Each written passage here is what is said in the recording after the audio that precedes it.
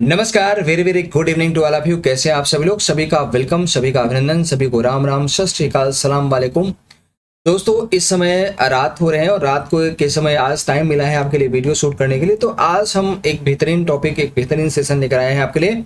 और याद रखिएगा, ये जो चैनल मैं कई बार बोलता हूँ, ये चैनल सिर्फ आपके लिए बनाया गया है भैया, और आपका सहयोग अपेक्षित है। तो जल्दी से आप लोग यहाँ पर कोशिश करिए कि इस चैनल पर 50 सब्सक्राइबर आप कर दें, क्योंकि जब आप 50 सब्सक्राइबर होंगे तो डेफिनेटली लाइव क्लासेस शुरू हो जाएगी। और हम जल्दी से जल्दी चाहते हैं कि भाई लाइव क्लासेस आपके सामने आए, ताकि हम आपके लिए प्रैक्टिस सेट लेकर आए, प्रैक्टिस सेशन लेकर आए और बहुत सारी चीज़ें आपको दे पाए। तो चलिए क्लास की शुरुआत करते हैं दोस्तों। और चैनल का नाम तो आपको अच्छे प्रकार से पता है, चैनल है आपका मूल मंत्र सक्सेस। इसका मूल मंत्र ही सक्सेस है भैया। तो आप कम से कम यहाँ पर ये करिए कि इसे सब्सक्राइब करके बेल को प्रेस कर लीजिए और ज़्यादा से ज़्यादा इस सेशन को, इस वीडियो को आप शेयर करें। देखिए, आज दोस्तों हम जो है बात करेंगे पॉलिटिकल साइंस में। पॉलिटिकल साइंस में हम लोग वेस्टर्न थिंकर के बारे में चर्चा करें। और वेस्टर्न थिंकर में आज हम बात करेंगे यहाँ पर किसके बारे में? हीगल के बारे में। किसके बारे में दोस्तों? हीगल के बारे में बात करेंगे। अब प्रश्न यहाँ पर यह है कि हीगल के बारे में थोड़ा सा पहले बायोग्राफिकल अध्ययन कर लें कि वास्तव में हीगल कौन था, हीगल को हम किसका जनक मानते हैं। दूसरी बात यह है कि हीगल ने क्या क्या विचार दिए हैं। तो अगर दोस्तों मैं बात करूं तो यहाँ पर पहली बात तो यह है कि जो हीगल है वो वास्तव में पूर्ण या परम प्रत्ययवाद का जनक माना जाता है। मतलब पूर्ण प्रत्ययवाद या परम प्रत्ययवाद का जनक हीगल को माना गया है। और हीगल का जन्म जो है दोस्तों कहाँ पर होता है, कब होता है? 1770 ईस्वी में होता है। कहाँ पर होता है? दक्षिणी जर्मनी के स्टुटगार्ट नामक शहर में होता है। और कब, कहाँ पर, किस परिवार में होता है दोस्तों? तो एक मध्यम वर्गीय परिवार में। कहने का मतलब ये है कि वास्तव में हीगल का जो जन्म होता है किसी धनाढ़ परिवार में नहीं होता है। इनके माता पिता एक मध्यम वर्गीय परिवार थे, तो मध्यम वर्गीय परिवार में इनका जन्म हुआ और उनका पालन पोषण होता है। दोस्तों, प्रारंभ में वास्तव में ये जो आपके हीगल थे, प्रारंभ में अमेरिकी क्रांति व फ्रांसीसी क्रांति के विचारों से प्रभावित थे, लेकिन शीघ्र ही वह जर्मनी के एकीकरण से इतना प्रभावित हुआ कि जर्मन राष्ट्र राज्य को वह ईश्वर मान बैठा। मतलब यहाँ पर यह है कि चूंकि जर्मनी में इनका जन्म हुआ, और शुरुआत में क्या था, शुरुआत में तो इनके ऊपर जो प्रभाव था वो अमेरिकी क्रांति और फ्रांसीसी क्रांति का पड़ता है दोस्तों।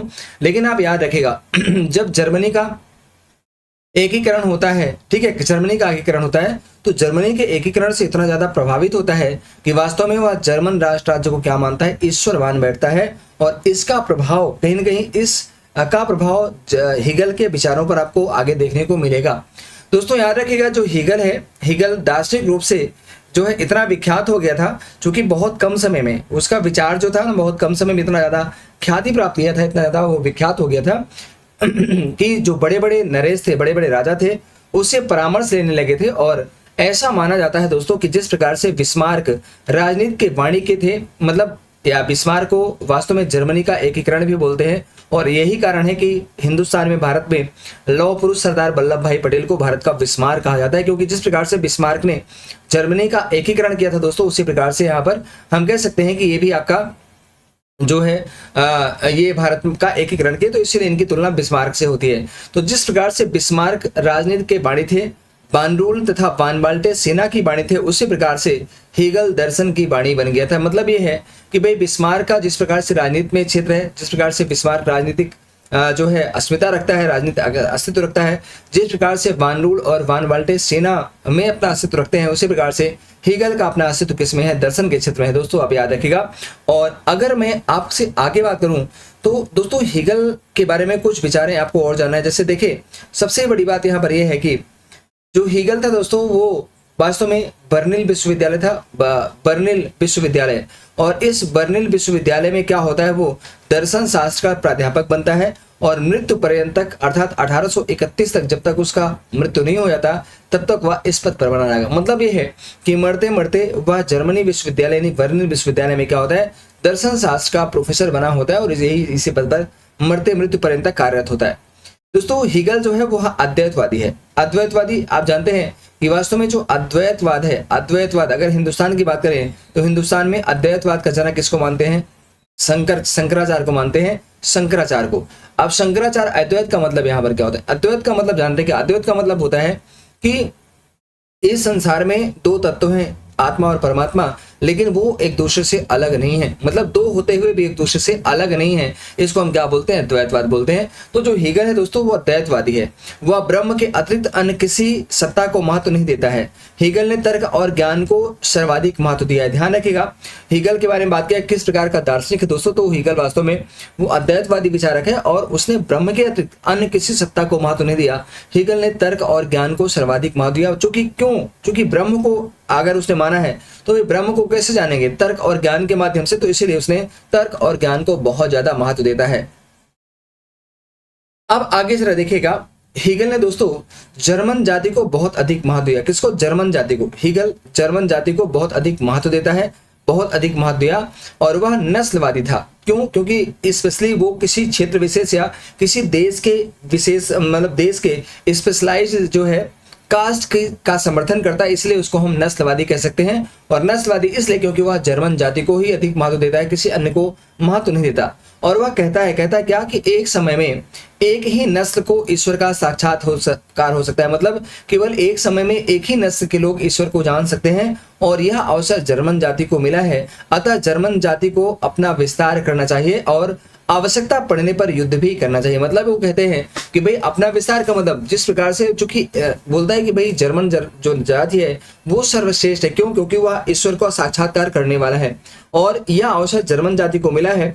तो जर्मन जाति चूंकि सर्वश्रेष्ठ जाति है, इसलिए उसे अपना विस्तार करना चाहिए, उसे जर्मन राष्ट्र का विस्तार करना चाहिए। और अगर आवश्यकता पड़े इस साम्राज्यवादी नीति में तो उसे युद्ध से भी परहेज नहीं करना चाहिए। अतः जो हीगल है दोस्तों, हीगल क्या बनता है? हीगल अंध राष्ट्र भक्त बनता है। मतलब ये कि वह अंध राष्ट्र भक्त नहीं बल्कि अंध राष्ट्र भक्त, कैसे भी करके उसे जर्मनी का विस्तार कराना है, कैसे भी करके उसे जर्मनी का क्या बढ़ावा देखना है, इसलिए उसको हम क्या बोलते हैं? उसको हम अंध राष्ट्र भक्त की श्रेणी में भी रखते हैं। दोस्तों अगर हम आगे बात करें तो हीगल का प्रभाव वास्तव में हिटलर पड़ा। अब देखो ये दो चीजें हैं, हीगल भी जर्मनी का था और जो हिटलर है, हिटलर दोस्तों जर्मनी का विशेष तानाशाह है। क्या? विशेष तानाशाह है, याद रखिएगा। और इस हिटलर ने वास्तव में दोस्तों याद रखिएगा, इसने किसकी स्थापना किया था? नाजीवाद की। इसने जर्मनी में नाजीवाद की स्थापना किया था। किसकी स्थापना दोस्तों? नाजीवाद की स्थापना किया था। आगे चल करके आप फांसीवाद और नाजीवाद को पढ़ोगे। फांसीवाद वास्तव में फांसीवाद का जनक मुसोलिनी को मानते हैं और मुसोलिनी वास्तव में इटली का तानाशाह था। उसी प्रकार से हिटलर जो है दोस्तों वो जर्मनी का तानाशाह है और उसने जर्मनी में नाजीवाद का जो है वो ताना बाना बुनता है, नाजीवाद का की नींव डालता है। उसने व्यवहारिक रूप से लेकिन ये जो हिटलर था वो हीगल के प्रभाव से प्रभावित है दोस्तों, इसीलिए व्यवहारिक रूप से जब हीगल के विचारों को आगे बढ़ाने का प्रयास किया तो द्वितीय विश्व युद्ध देखने को मिलता है। मतलब ये कि आप ध्यान रखिएगा, ये जो दूसरा विश्व युद्ध हम देखते हैं दोस्तों, दूसरा विश्व युद्ध कब शुरू होता है? तो जो द्वितीय विश्व युद्ध होता है दोस्तों वो शुरू होता है 1 सितंबर को। कब? 1 सितंबर 1939 को शुरू होता है और कब तक चलता है दोस्तों? 1945 तक चलता है। और द्वितीय विश्व युद्ध की शुरुआत कब होती है, क्यों होती है? तो आप जानते हैं कि वास्तव में जब जर्मनी ने किस पर आक्रमण किया दोस्तों? पोलैंड पर। जर्मनी ने पोलैंड पर आक्रमण किया। और पोलैंड पर आक्रमण क्यों किया? क्योंकि दोस्तों याद रखिएगा, पोलैंड पर आक्रमण हुआ अपने साम्राज्यवादी विस्तार की नीति को अमली जामा पहनाने के लिए किया था। तो जैसे जर्मनी ने पोलैंड पर अधिकार कर लिया, वैसे मित्र और धुरी राष्ट्रों के बीच में युद्ध छिड़ गया। मित्र राष्ट्रों में स्पेशली आपका इंग्लैंड था, जो है इंग्लैंड के साथ साथ अमेरिका था, अमेरिका के साथ साथ ऑस्ट्रेलिया था, चाइना था, ये सब मित्र राष्ट्र में आते हैं। और धुरी राष्ट्र में दोस्तों कौन था? आप के साथ जापान था, उसके बाद आपका जो है जर्मनी था, इटली था, ये सब आपके धुरी राष्ट्र में आते हैं। और आपको याद होगा आगे चल करके सुभाष चंद्र बोस को आप देखते हैं कि सुभाष चंद्र बोस भी कहीं न कहीं धुरी राष्ट्रों के संपर्क में थे और दूसरे विश्व युद्ध में अंग्रेजों के खिलाफ उन्होंने सत्ता जो है स्थापित करने का प्रयास किया था, लड़ने का प्रयास किया था। तो यहाँ पर क्या होता है कि वास्तव में जो हीगल ने क्या कहा कि भाई जर्मन निवासियों का परम कर्तव्य है कि वो अपने साम्राज्यवाद को आगे बढ़ाएं, वह जर्मनी का विस्तार करें। और जब परम तानाशाह हिटलर हीगल के बातों को सार्थक सिद्ध करने के लिए जब उसने पोलैंड पर अधिकार किया, आक्रमण किया, तो वास्तव में दूसरा विश्व युद्ध यहाँ पर शुरू हो जाता है। अतः फांसीवाद का प्रेरणा स्रोत क्या बनता है दोस्तों? आदर्शवाद बनता है। क्या? फांसीवाद नहीं बल्कि इसको हम क्या बोलते हैं? इसको हम नाजीवाद बोलते हैं। क्या? आप फांसीवाद भी बोल सकते हैं और इसे नाजीवाद बोल सकते हैं, नाजीवाद। क्योंकि नाजीवाद, फांसीवाद जो है दोस्तों इटली में होता है। कहां पर होता है? ये इटली में होता है। और नाजीवाद क्या होता है? वो जर्मनी में होता है। तो वास्तव में अगर ये कहा जाए कि भाई नाजीवाद का प्रेरणा स्रोत कौन होता है, तो नाजीवाद का प्रेरणा स्रोत दोस्तों कौन होता है? आप कहेंगे सर वो आदर्शवाद होता है। तो यहाँ पर फांसीवाद नहीं बल्कि यहाँ पर क्या कह सकते हैं? नाजीवाद। और फांसीवाद भी कह सकते हैं, क्योंकि नाजीवाद और फांसीवाद में दोस्तों विशेष अंतर नहीं है। जिस प्रकार से नाजीवाद जो है साम्राज्यवादी नीति में विश्वास करता है, उसी प्रकार फांसीवाद भी साम्राज्यवादी विस्तार को अख्तियार करता है। और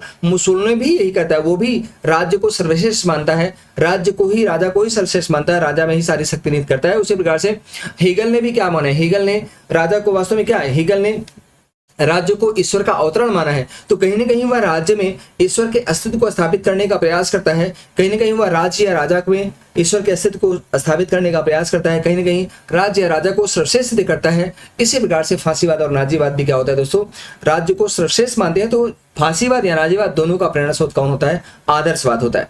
अब दोस्तों थोड़ी सी बातें आपसे और करने क्या कि वास्तव में ये जो आपका हीगल की कुछ किताबें हैं उनके बारे में बात करते हैं। और जरा देखें तो हीगल की जो प्रसिद्ध पुस्तक है दोस्तों, उसमें द 3 मेन है। एक क्या है, द फिनोमेनोलॉजी ऑफ स्पिरिट है, दूसरी किताब का नाम है द फिलॉसफी ऑफ हिस्ट्री, और तीसरा है द फिलॉसफी ऑफ राइट। इन 3 किताबों को यहाँ पर जरूर याद रखें, कई बार पूछ सकता है आपसे।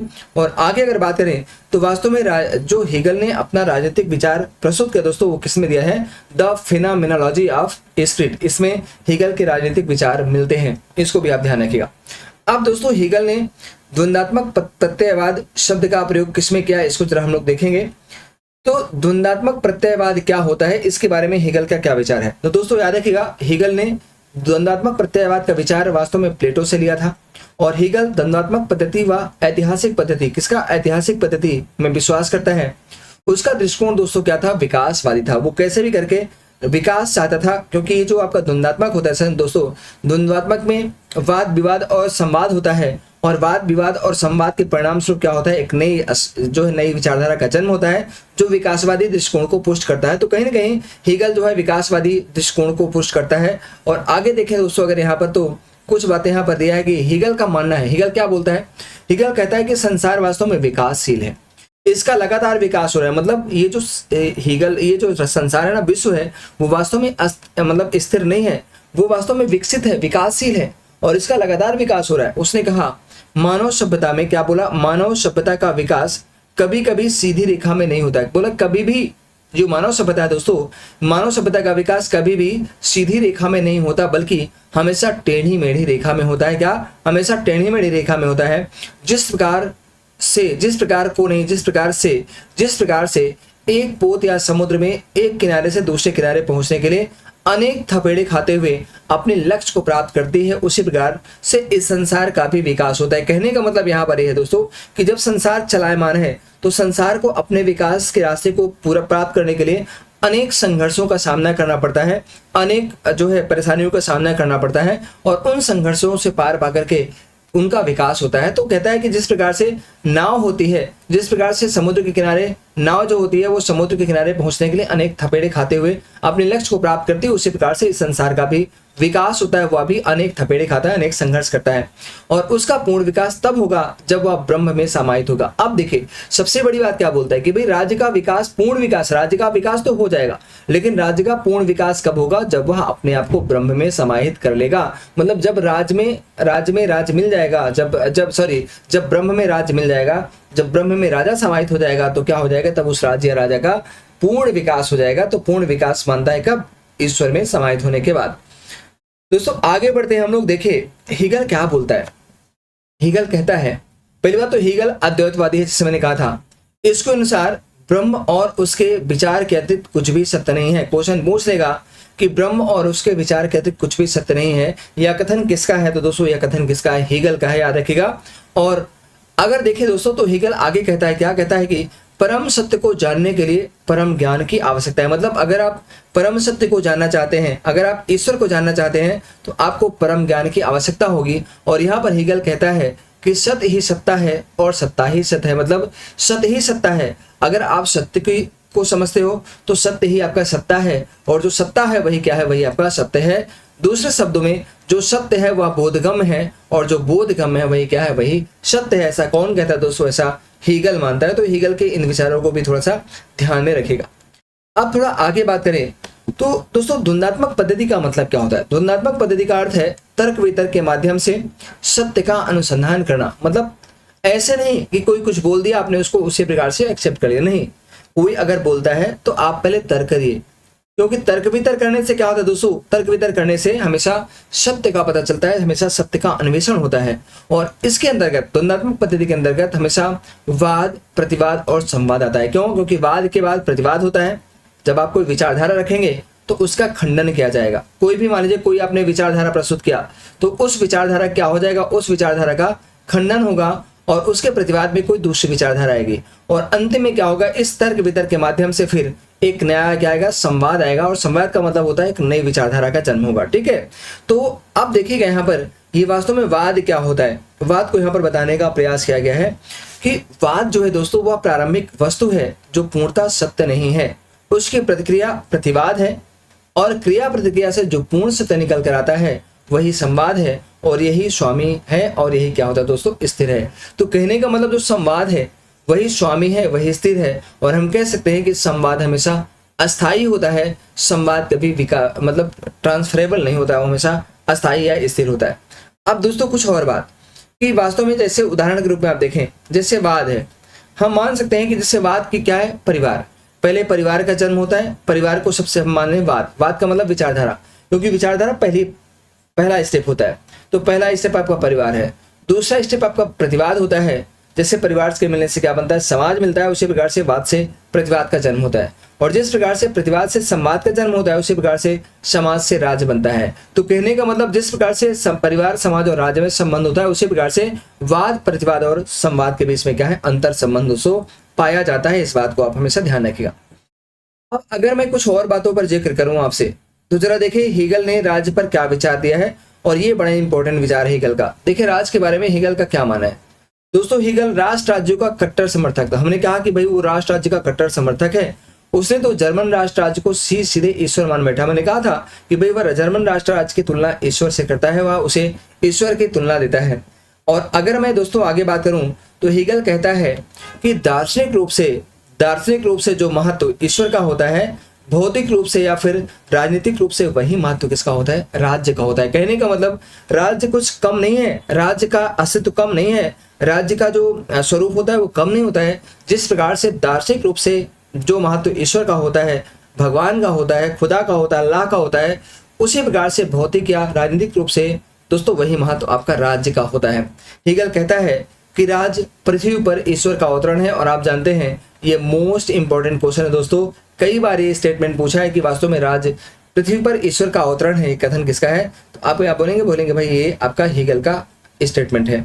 आप देखिए यहाँ पर क्या बोलता है, इसी बात को हीगल और रूप में कहता है। जैसे ईश्वर कहता है ना कि राज पृथ्वी पर ईश्वर का अवतरण है, इसको अन्य माध्यम से भी व्यक्त करता है। जैसे राज पृथ्वी पर ईश्वर की शोभा यात्रा है, या फिर राज पृथ्वी पर ईश्वर जो है ईश्वर की महायात्रा है, या फिर पैदल यात्रा है। तो कई सारे स्टेटमेंट देता है कि राज पृथ्वी पर ईश्वर की शोभा यात्रा है, राज पृथ्वी पर ईश्वर की महायात्रा है, या फिर राज पृथ्वी पर ईश्वर की पैदल यात्रा है। ये सारे स्टेटमेंट जो है दोस्तों किसका है, वो वास्तव में हीगल का है। हीगल कहता है दोस्तों, हीगल ने परमात्मा को पूर्ण विवेक माना। पूर्ण विवेक का मतलब होता है कि पूर्णतः विवेकी ज्ञानी माना है। अतः हीगल का कथन है राज पृथ्वी पर विवेक की यात्रा है। क्या बोलता है, राज जो है वो पृथ्वी पर विवेक की यात्रा है, कुछ और नहीं है। दोस्तों हीगल का कथन एक और है, क्या कहता है, राज एक संसार है जिसे आत्मा अपने लिए बनाती है। मतलब वो बोलता है कि वास्तव में राज्य क्या है, राज्य एक प्रकार का संसार है और वास्तव में इस संसार को आत्मा मनुष्य अपने लिए, आत्मा का मतलब क्या, मानो इस संसार को आत्मा अपने लिए, अपने हित के लिए बनाता है। इसको आप यहाँ पर ध्यान रखिएगा। दोस्तों हीगल आगे कहता है कि जो राज्य है वो पृथ्वी पर चेतना का विराट रूप है। मतलब राज्य कुछ और नहीं है, क्योंकि राज्य का निर्माण मानव ने किया है। ठीक है, मानव ने किया है। अलग बात है कि राज्य पृथ्वी पर ईश्वर का प्रतिबिंब रूप है, लेकिन वास्तव में ये जो राज्य है ना पृथ्वी पर चेतना का विराट रूप है ना। और फिर कहता है कि हीगल राज्य को एक नैतिक संस्था मानता है, वह राज्य को सर्वशक्तिमान व निरंकुश मानता है। तो कहने का मतलब ये है कि जिस प्रकार से हिटलर और मुसोलिनी ने राज्य को सर्वशक्तिमान माना है, उसी प्रकार से वास्तव में हीगल भी राज्य को सर्वशक्तिमान एवं निरंकुश मानता है। इसको आप यहाँ पर ध्यान रखिएगा। दोस्तों कुछ बातें यहाँ पर और करते हैं। क्या बातें जरा देखिए। यहाँ पर यह है कि हीगल कहता है कि जैसे एक भक्त भगवान के प्रति अपनी आस्था रखता है, उसी प्रकार से व्यक्ति को भी अपनी निष्ठा राज्य के प्रति रखना चाहिए। मतलब जैसे भक्त और भगवान के बीच में संबंध होता है, उसी प्रकार से व्यक्ति और राज्य के बीच में संबंध होना चाहिए। हीगल राज्य को एक सकारात्मक संस्था मानता है और उसका मानना है कि व्यक्ति को कुछ भी प्राप्त करना है तो उसे राज्य में ही प्राप्त हो सकता है। मतलब ये है कि अगर कोई व्यक्ति राज्य के बाहर चाहे कि हम राज्य के बाहर रह करके संसार से कुछ प्राप्त कर सकते हैं तो संभव नहीं है। अगर आपको इस समाज से कुछ चाहिए, इस राज्य से चाहिए, तो आपकी सारी आवश्यकता की पूर्ति राज्य में रहते हुए ही क्या हो सकता है दोस्तों, पूरा हो सकता है। ऐसा किसका मानना है? ऐसा हीगल का मानना है। किसका मानना है? ऐसा हीगल का मानना है। इस बात को ध्यान रखिएगा दोस्तों। हीगल आगे कहता है, क्या बोलता है? हीगल कहता है कि व्यक्ति अपने अधिकार और अपनी स्वतंत्रता दोनों राज्य में ही रहकर प्राप्त कर सकता है। मतलब व्यक्ति के सभी अधिकार और व्यक्ति की सभी प्रकार की स्वतंत्रता वो राज्य में ही सुरक्षित है, इसलिए उसे राज्य में ही रहना चाहिए। अतः स्पष्ट है कि हीगल ने राज्य के महत्व पर अत्यधिक बल दिया। अब दोस्तों कुछ बातें यहाँ पर और हम लोग करते हैं कि वास्तव में हीगल के विचारों के बारे में क्या क्या तथ्य हैं, उन तथ्य को यहाँ पर एक बार सशस्त्र दृष्टि से देखने का प्रयास करते हैं। तो पहली बात तो यहाँ पर यह है कि हीगल जो है ऐतिहासिक पद्धति में विश्वास करता है। जिस प्रकार से इतिहास जो है प्राचीन घटनाओं की विवेचना करता है, विश्लेषण करता है और नवीन ज्ञान को पाने में सहायता करता है, उसी प्रकार से हीगल ने भी ऐतिहासिक पद्धति में विश्वास किया है और इसने भी वाद प्रतिवाद और संवाद का सहारा लिया है। हीगल इतिहास को मानव जाति के शोध में सबसे अहम कड़ी मानता है। दोस्तों हीगल का मानना है कि विश्व इतिहास विश्व का निर्णय, क्या वास्तव में जो विश्व इतिहास है वो विश्व का निर्णय है। हीगल आगे कहता है कि इतिहास बुद्धिमानों का मार्ग तो प्रशस्त करता है लेकिन मूर्खों को घसीटता है। मतलब यह है कि जो बुद्धिमान है वास्तव में वो तो इतिहास जो है इतिहास को समझते हैं और उनके लिए इतिहास मार्ग को प्रशस्त करता है, लेकिन जो मूर्ख हैं जो इतिहास को समझते नहीं है, इससे ऐसा करता है इतिहास केवल परेशान करने के अलावा और कुछ भी उनको नहीं करता है। इसलिए कहा है कि भाई ईश्वर क्या इतिहास क्या करता है? ईश्वर बुद्धिमानों का मार्ग तो प्रशस्त करता है लेकिन मूर्खों को घसीटने का काम भी करता है। ये सारे पॉइंट यहाँ पर दोस्तों आप याद रखिएगा, ठीक। अब देखिए आगे बढ़ते हैं। यहाँ पर कह रहा है कि जो हीगल है, हीगल दोस्तों राष्ट्रवादी होने के नाते अंतरराष्ट्रीयतावाद या मानवतावाद का विरोधी है। मतलब वो राष्ट्रवादी है। कई बार क्वेश्चन पूछ सकता है क्या हीगल अंतरराष्ट्रवादी है? क्या हीगल अंतरराष्ट्रवादी का विस्तार करना चाहता है? क्या हीगल मानवतावादी है? बिल्कुल नहीं, क्योंकि ध्यान रखिएगा जो राष्ट्र की बात करते हैं वो मानव की बात नहीं करेंगे, वो मानव हित की बात नहीं करेंगे। क्योंकि हीगल क्या मानता है? हीगल जो है राज्य को क्या मानता है? राज्य को साध्य मानता है। क्या राज्य को साध्य मानता है? और इस साधन जो है किसको मानता है? साधन आपका मानव को मानता है। यहाँ पर किसको? मानव को मानता है, मनुष्य को मानता है। तो कहने का मतलब यहाँ पर है कि जो हीगल है वो राष्ट्रवादी है, उसके केंद्र में राष्ट्रवादी विचारधारा है, वह बिल्कुल भी मानववादी नहीं है, वह बिल्कुल भी अंतरराष्ट्रीयतावाद का समर्थन नहीं करता। वह विश्व बंधुत्व की अवधारणा को एक मूर्खतापूर्ण आविष्कार मानता है। क्या जो हीगल है वह विश्व बंधुत्व की धारणा को मानता ही नहीं, उसका मानना है कि जो विश्व बंधुत्व है दोस्तों वो वास्तव में एक मूर्खतापूर्ण आविष्कार है। आगे देखिएगा हीगल फिर और क्या बोलता है। हीगल कहता है कि जिस प्रकार भक्त क्या मानता है? जिस प्रकार से भक्त अपने भगवान पर विश्वास करता है उसी प्रकार से जर्मन लोगों को भी अपने राज्य का विस्तार करना चाहिए। उसके लिए जरूरत पड़े तो युद्ध का भी सहारा लिया जा सकता है। मतलब क्या बोलता है कि भाई जिस प्रकार से भक्त अपने भगवान पर भरोसा करते हैं, अपने भगवान पर निष्ठा करते हैं, उसी प्रकार से जर्मन लोगों को भी अपने राज्य का विस्तार करना चाहिए। जर्मन लोगों को भी अपने राज्य में निष्ठा करना चाहिए और उसके स्वरूप को बदलना चाहिए। इसलिए अगर ये जरूरत पड़ती है तो उन्हें युद्ध से परहेज नहीं करना चाहिए, उसे युद्ध करना चाहिए। और इसलिए हिटलर ने वास्तव में और मुसोलिनी ने युद्ध किया था। दोस्तों याद रखिएगा क्यों ऐसा कहा हिटलर? क्योंकि हीगल का मानना है कि राष्ट्र राज्य को अंतरराष्ट्रीय स्तर पर स्थापित करना चाहिए।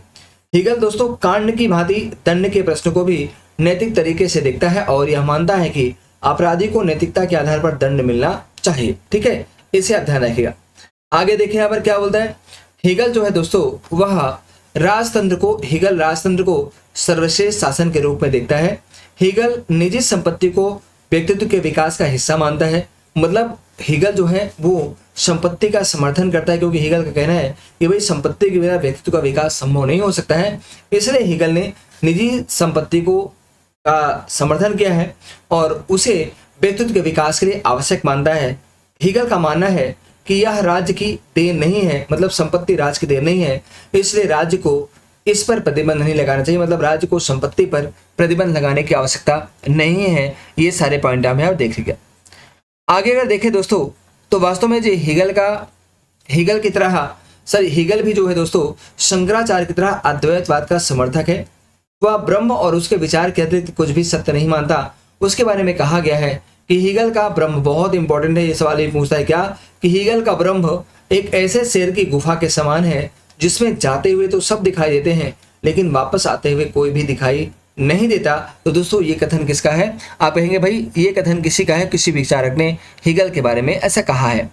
आप देखिए यहाँ पर, तो ये जो दोस्तों है ये पूरा का पूरा हीगल का विचार है और आई होप कि आपको मजा आया होगा। हालांकि इस सेशन को मैंने कोशिश किया कि इसकी व्याख्या करें और सारे क्वेश्चन दें। तो देखिए मेरा सिर्फ एक ही कहना है कि पीपीटी के माध्यम से जो क्वेश्चन है आपको क्लास दिया जा रहा है दोस्तों, वो हर टॉपिक से, अगर जैसे हमने हाफ्स पढ़ाया, लॉग पढ़ाया, रोसो पढ़ाया, तो एक बार आप क्वेश्चन को सॉल्व करें, आपको एक भी क्वेश्चन बाहर नहीं मिलेगा। और फिर मैं आपसे कहता हूं कि भाई ये आपका मूल मंत्र सक्सेस है। क्या दोस्तों? मूल मंत्र सक्सेस है। इस मूल मंत्र सक्सेस को आप सब्सक्राइब करें, इसको आप सब्सक्राइब कर लें दोस्तों। और सब्सक्राइब करने के बाद आप यहाँ पर बेल जो दिया है ना, बेल आइकन होता है, उसको आप यहाँ पर प्रेस कर लें, क्योंकि जब बेल को आप प्रेस करेंगे तो हमारी हर नोटिफिकेशन आपको सबसे पहले मिलेगी। तो मिलते हैं फिर नेक्स्ट वीडियो के साथ, तब तक के लिए नमस्कार, थैंक यू। लेकिन लाइक, शेयर एंड सब्सक्राइब करना मत भूलिएगा दोस्तों। मैं बार बार कहता हूँ, आपसे अपील करता हूँ, निवेदन करता हूँ कि जल्दी से जल्दी आप 50 सब्सक्राइबर करें, क्योंकि 50 सब्सक्राइबर जैसे होंगे वैसे ही हम क्लास को बहुत ही बेहतरीन बनाएंगे, क्लास को उम्दा बनाएंगे। और हिस्ट्री मतलब पॉलिटिकल साइंस के साथ हिस्ट्री की क्लास भी अभी देना बाकी है। तो जल्दी से अगर लाइव हो जाएगा तो हमारे लिए वीडियो देना आपके लिए आसान हो जाएगा। लाइव आकर के फटाफट सारे वीडियोज आपको दे देंगे। तो थैंक यू सो मच, बहुत बहुत धन्यवाद। गुड नाइट, सबक है, थैंक यू।